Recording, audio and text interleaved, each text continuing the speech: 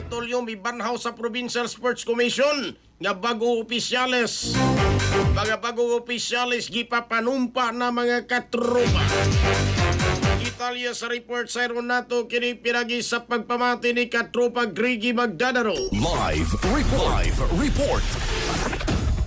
Yes, human sa unong katuig nga wa kini magamit hingpit ng gibalik sa Cebu o ang Cebu Provincial Sports Commission kung CPSC pinagi sa pagtudlok o bagong mga opisyalis diin gimapanumpan sila kagahapon diya mismo sa Kapitolyo April 16, tuig 2026 nangulo sa pagpanumpa mo si Governor Pamela Pambariccuatro nga gipahigayon diya mismo sa Kapitolyo o gisundan usab dayon sa labing unang pantigom sukad sa termino ni kanhi Gobernador Hilario Junjun Dewey III diya itong tuig 2019 ang pagbalik sa CPC na pagnatawan nga mapaligon pagbalik sa grassroots program development ng mga programa sa gamanan aron mga kaplag o lokal ng mga atleta nga nasubay usab sa tiwas sa gamanan alang sa long-term planning o youth engagement ng mga program magsilbing chairman sa komisyon o si Dr. Roel James Timothy Tijano o ang Vice Chair Nere o si Bukal Loren Cinco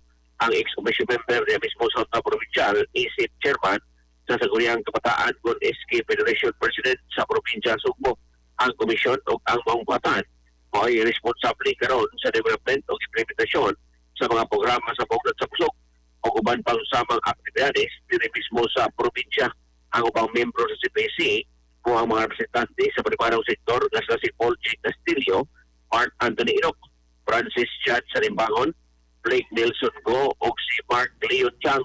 Ang mga opisyal sa Kapitolyo nga balingkod usab sa Eksekutive Komisyon mao sila si Bukal Raymond Calderon, Celestino Martinez III o Dason Lawrence Lagun o kumplito sa mga opisyalis mao sila si Dr. Senen Presilio Paulin sa mao ang Superintendent sa Department of Education Content and Division Cebu Province o Engineer Rodrigo Tansa.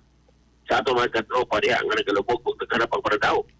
Inom ka na o Vision Express of Gel Capsule may kantay kinikumplito sa mga phytonutrients nga mapuntar sa ito mga mata ano na ginilutin, beta-carotene, vitamin E o zeaxanthin. Alang sa Pilipino para sa Pilipinas, kinakatropa Gregi Magdalo XFM News. XFM report.